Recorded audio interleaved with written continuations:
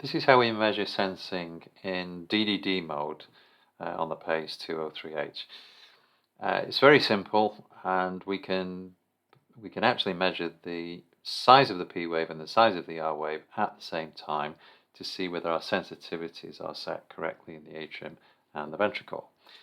My pacing rate is 48, which is below the intrinsic.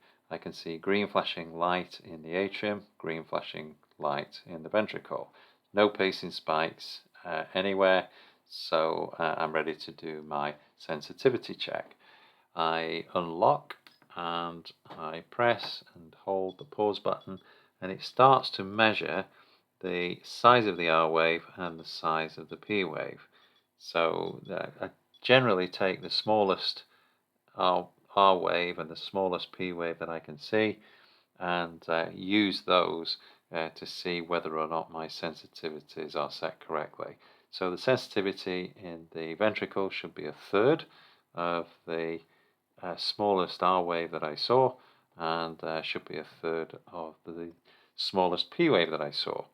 So if you can't see both together, do them one at a time. So press and hold. So let's just focus on the R wave.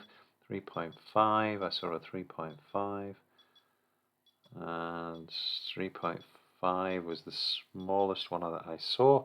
So 1 is about 1/3 of that, so that's set correctly.